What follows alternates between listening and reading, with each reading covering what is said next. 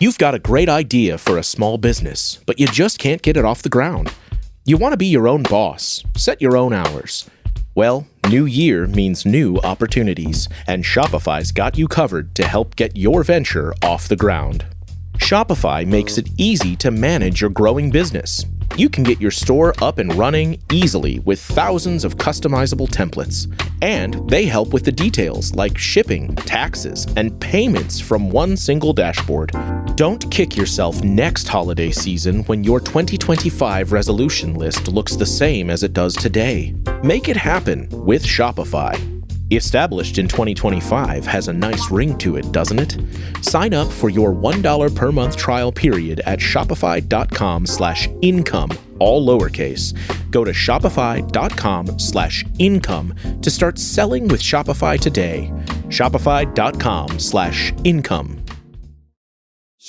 This episode is brought to you by Companion. Iris and Josh seem like the perfect match, but when a weekend getaway turns into a nightmare, Iris realizes that things aren't as perfect as they appear. From the creators of Barbarian and the studio that brought you The Notebook comes a twisted tale of modern romance and the sweet satisfaction of revenge. Companion, only in theaters January 31st. Rated R, under 17, not admitted without parent. What is it you're afraid of? When you get right down to it, what are we running from? From pain? Suffering? From death? I don't think so. I think when you find the bottom of the human experience, there's only one thing that keeps us all up at night. The fear of the unknown. That looming primal instinct that the unfamiliar is our greatest enemy and our most cunning predator. Coming February 13th is a special paranormal edition of Disturbed, Hauntings, the Occult, and the Otherworldly. The unexplainable in all its terrifying glory. Listen on the Disturbed feed wherever you get your podcasts. This content may not be suitable for all audiences. Listener discretion advised. His phone buzzed. He quickly looked at it and tried to hide the screen, but I saw the message. I'm flabbergasted. I'm angry, and I'm freaked out. My phone started ringing, weird for that time of night, and I saw it was an unknown number, so ignored it. Next thing we know, there's someone knocking on the front door. She asked if I was in danger, and I said, I don't know. From Killer Podcasts. True tales of horror, bizarre happenings, unexplainable events. This is Disturbed.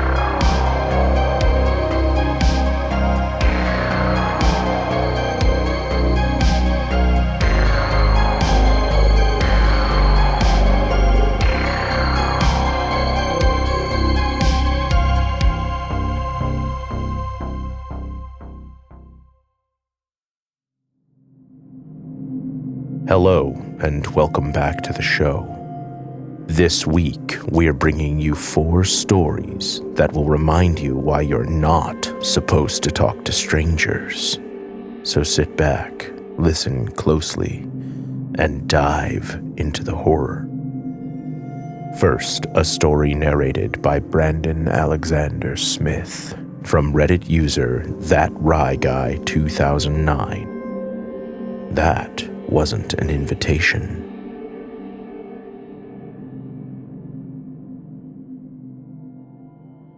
A couple of years ago, I flew home to visit my family. The plan was that I'd be there for about a week. Then we'd head to the coast for a week, then back home for another week. I totally needed this break. I just ended an on and off again relationship. Like, seriously.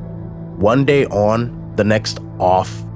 It took 7 months of putting up with it. You're supposed to fight for what's important to you, right? Anyhow, I finally just said it was done. No more chances. No trying to work it out. Just done. With that chapter of my life being over, I was more than happy to be somewhere else, surrounded by family, to begin putting myself back together.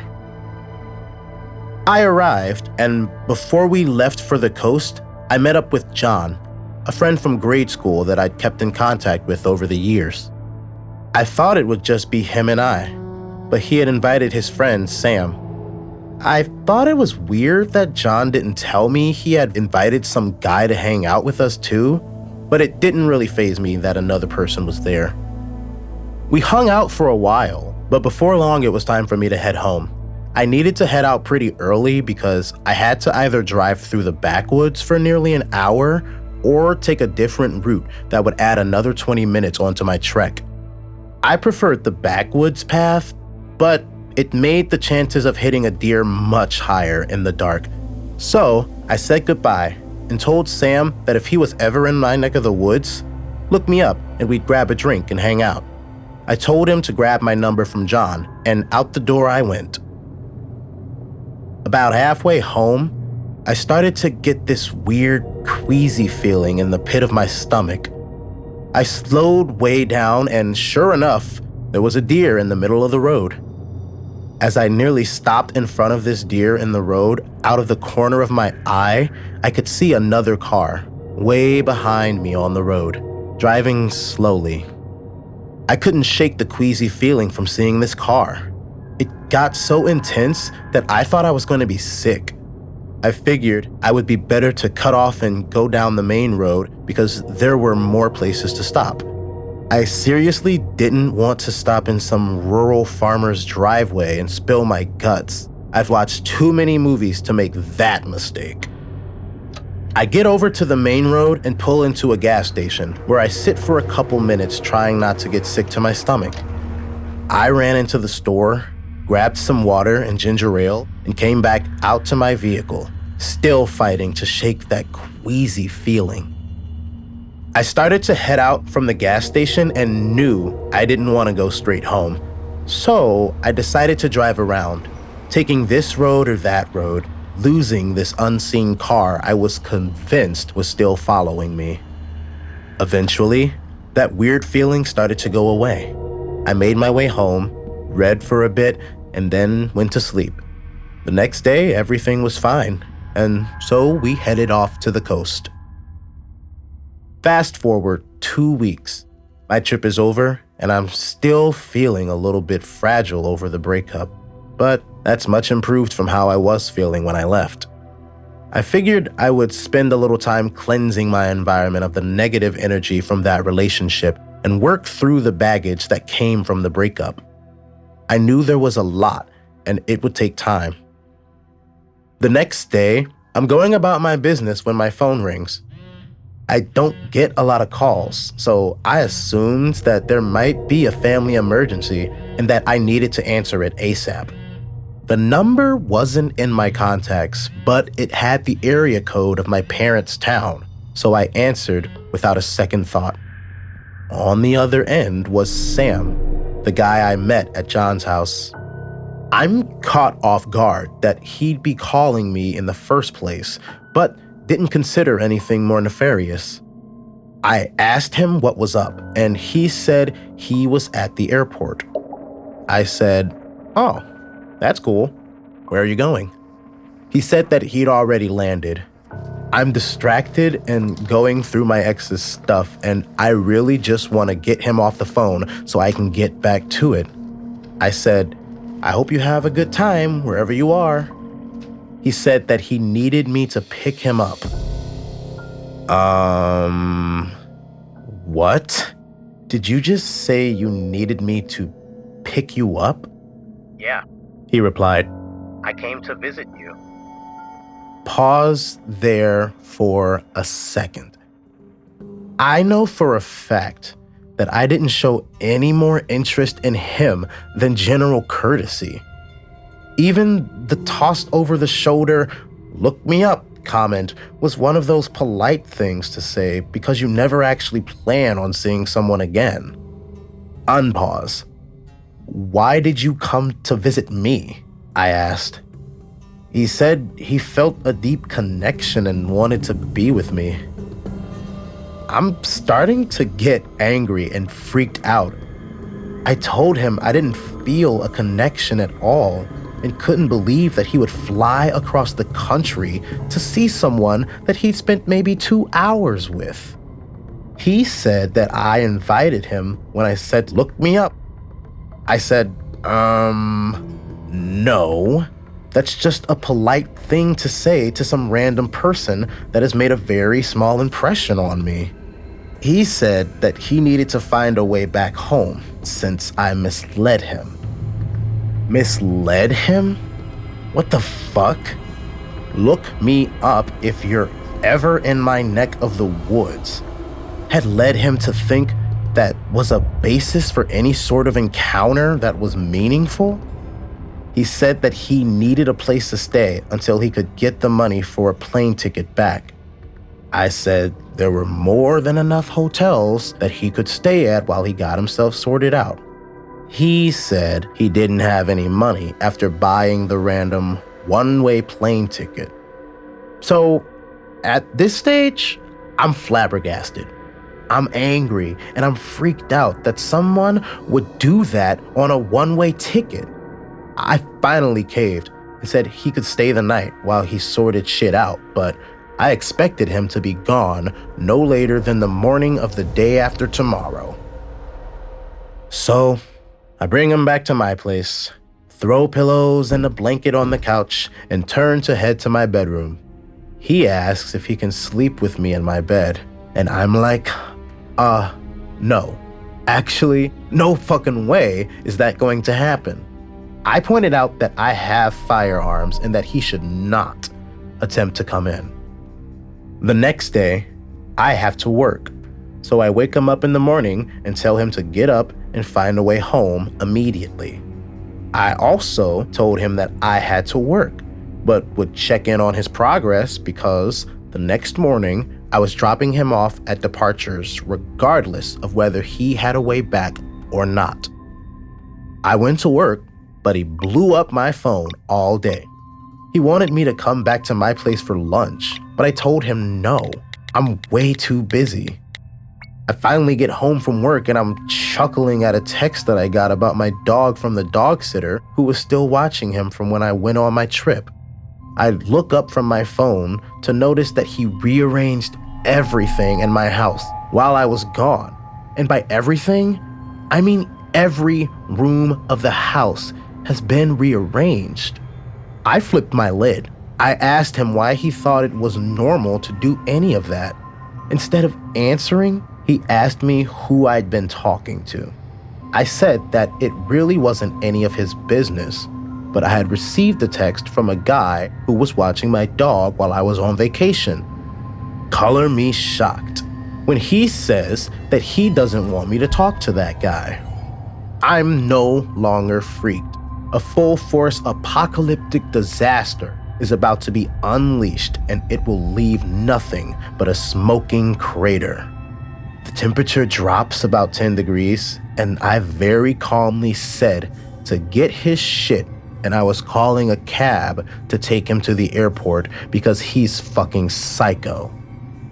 Full rage has been achieved when it feels like the temperature drops, and I speak very calmly. If I'm complaining about something, it's a quick burn.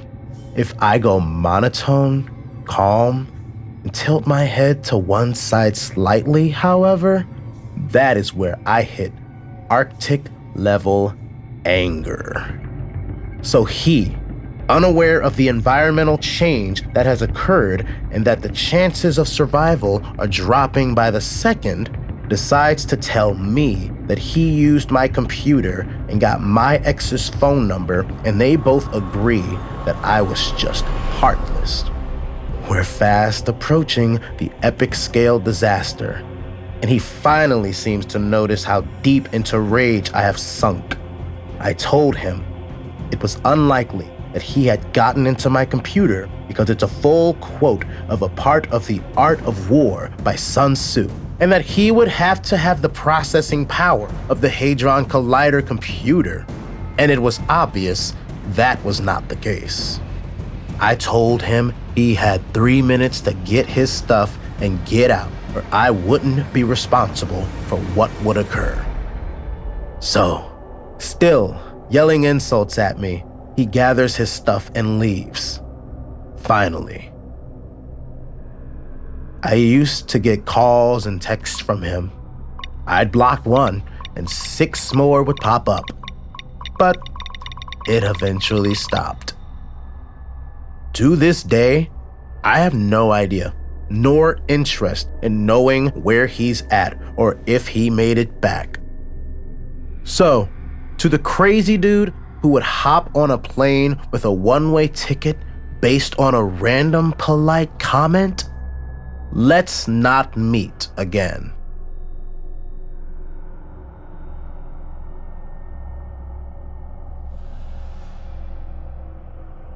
Our next story is told by Meghan Barylak Smith about an Uber driver who decided not to follow the map.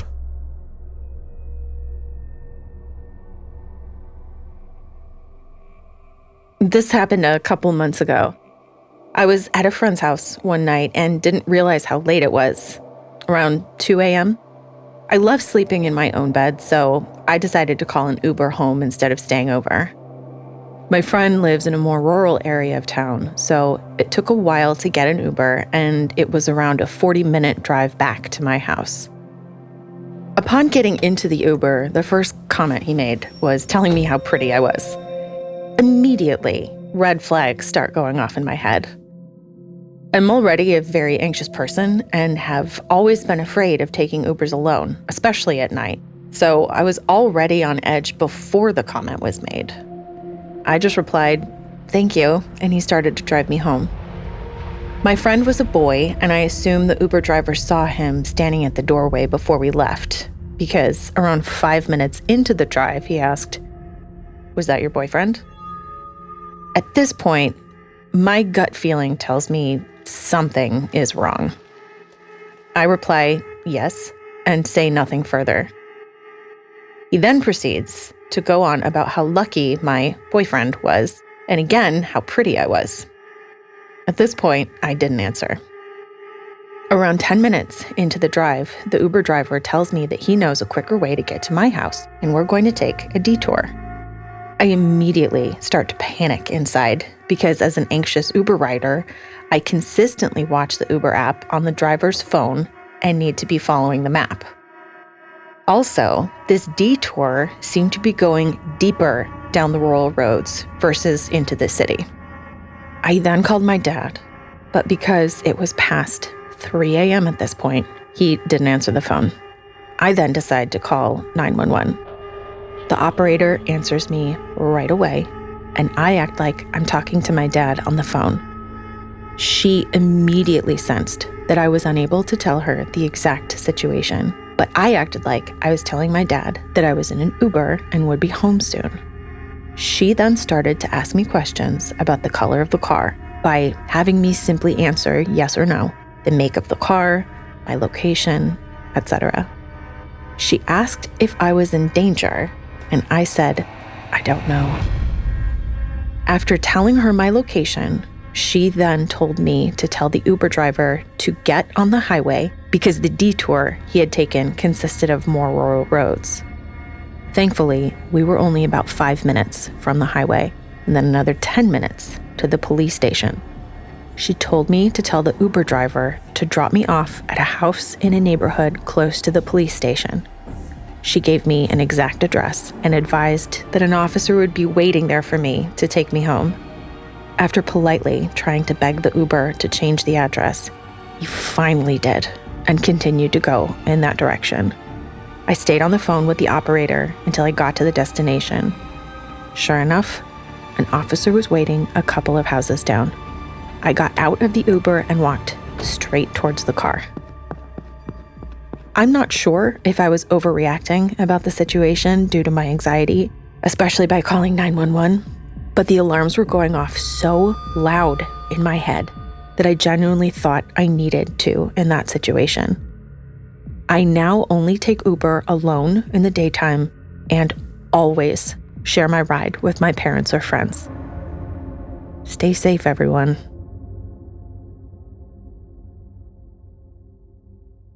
You're listening to Disturbed. We'll be right back. Imagine what's possible when learning doesn't get in the way of life. At Capella University, our game-changing FlexPath learning format lets you set your own deadlines so you can learn at a time and pace that works for you. It's an education you can tailor to your schedule. That means you don't have to put your life on hold to pursue your professional goals. Instead, enjoy learning your way and earn your degree without missing a beat. A different future is closer than you think with Capella University. Learn more at capella.edu.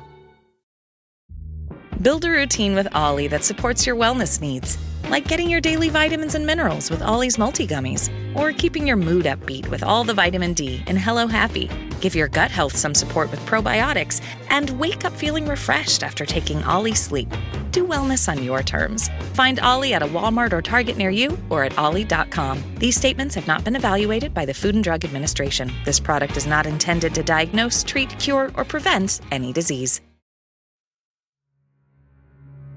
Welcome back to the podcast. Our next story is about getting trapped in a theater. Narrated by Dallas Stark.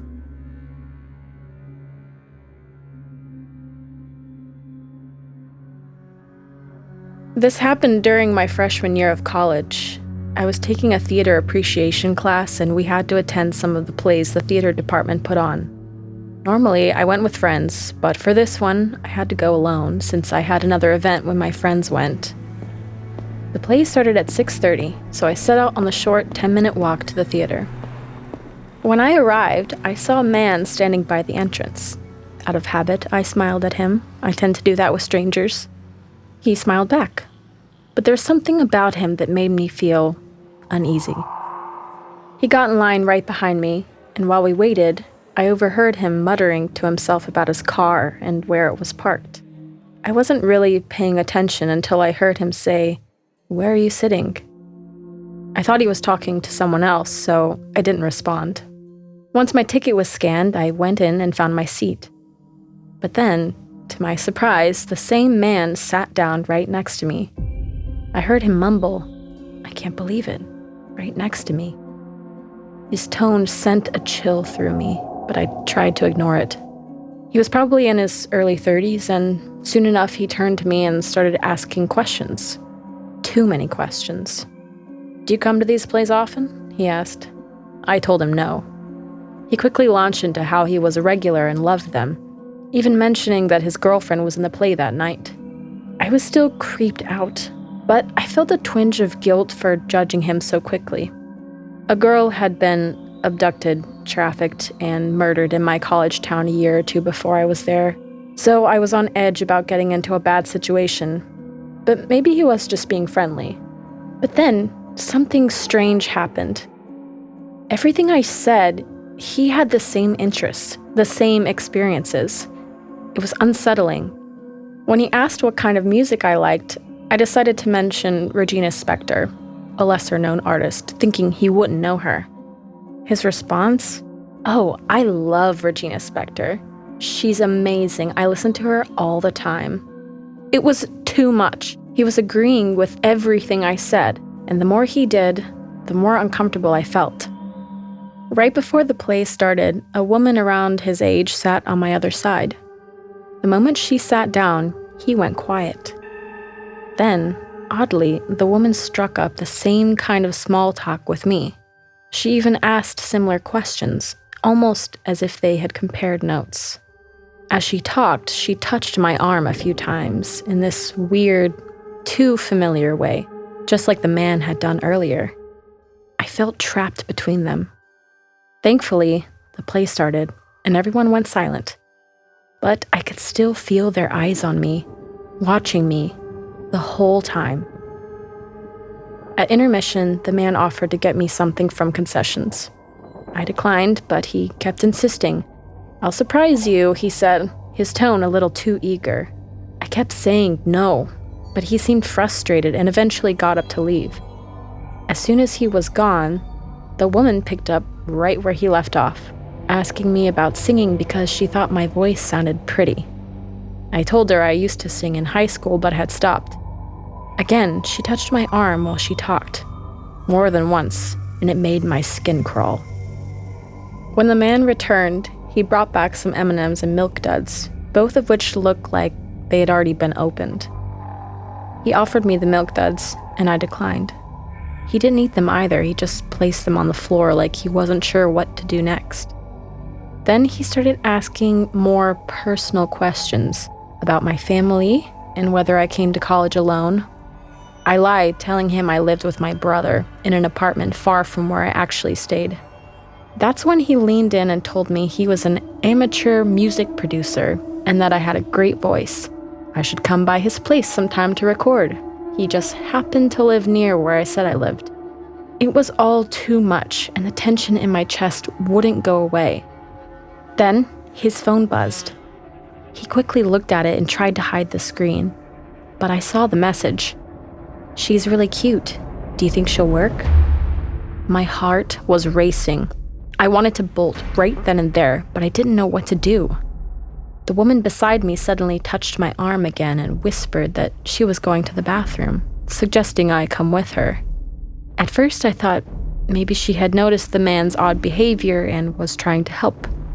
But then I saw her phone light up in her lap with a message that read, "Yes."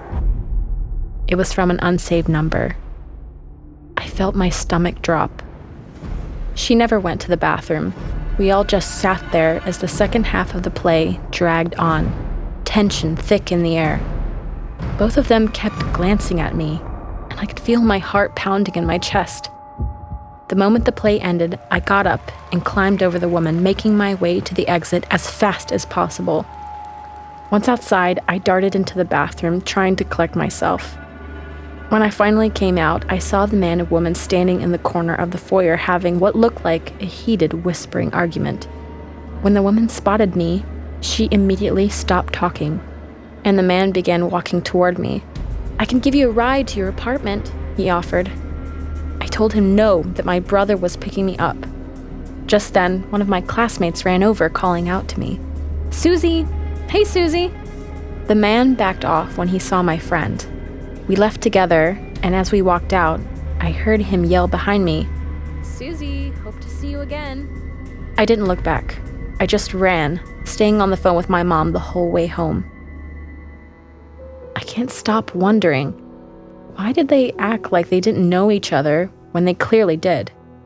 Why did they both ask me the same creepy questions, touching my arm like they were trying to establish some weird familiarity? And what was with the texts? Were they communicating with each other about me the whole time? Where did that candy come from? Why was it already opened? Why didn't he eat it? And why did they keep acting like they were trying to separate me, asking if I wanted to go to the bathroom or ride with them? Am I paranoid? Or was something seriously wrong?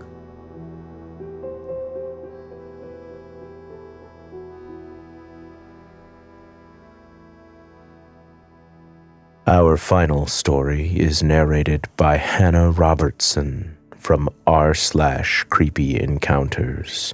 We all love pizza, but the interaction is supposed to end when the delivery guy drives off.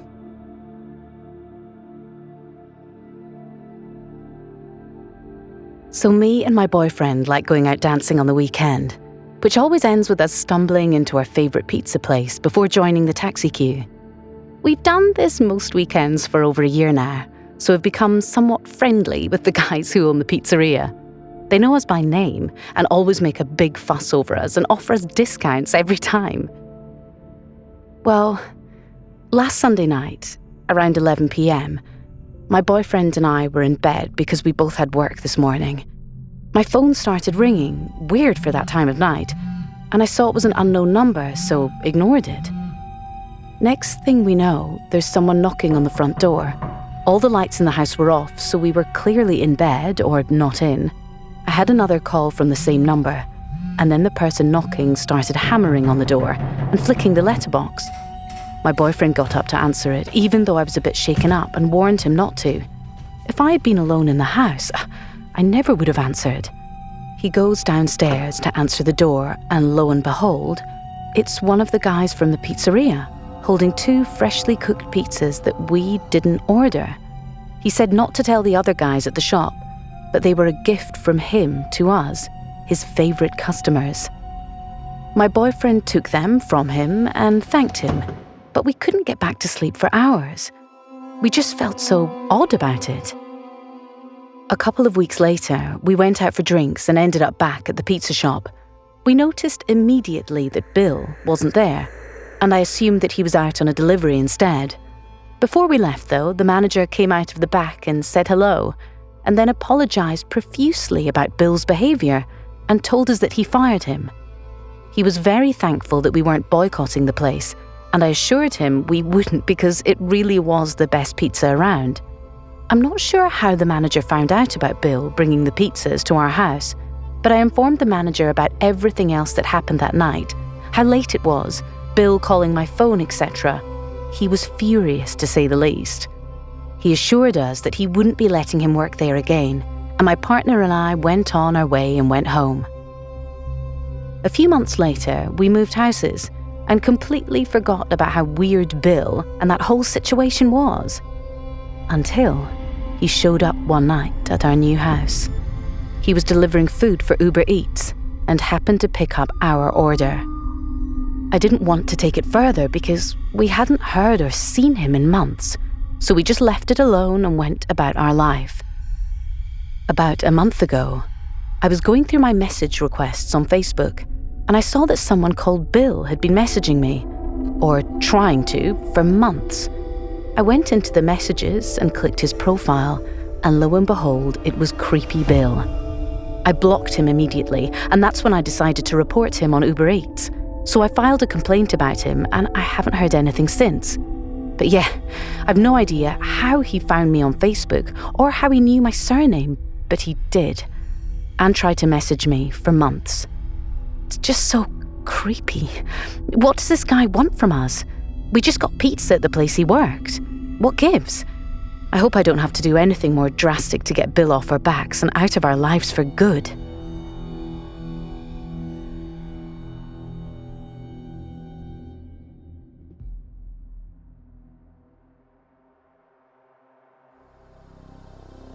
Want more Disturbed? Check out our Patreon for member-exclusive content, early merch access, and other cool perks. I'm your host, Doug Bailey, and this has been Disturbed, a production of Killer Podcasts and part of the Evergreen Network.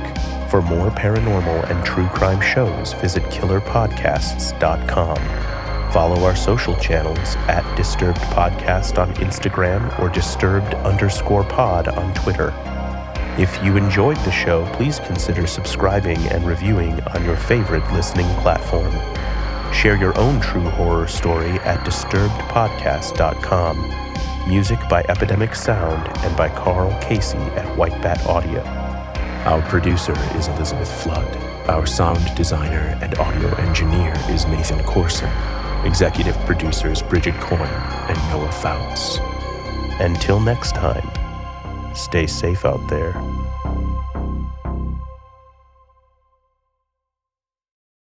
Hello, we have this superb podcast called We Didn't Start the Fire, the only podcast started by Billy Joel. It is the most original, fascinating and random way to learn the story of the 20th century. Oh, pretty darned random. And we are joined by some pretty incredible guests. I only wrote stuff that I wanted to hear. If it turned out to be a hit, it was pure dumb luck. With me, Katie Puckrick. And me, Tom Fordyce. This is We Didn't Start the Fire, the only podcast started by me, Billy Joel.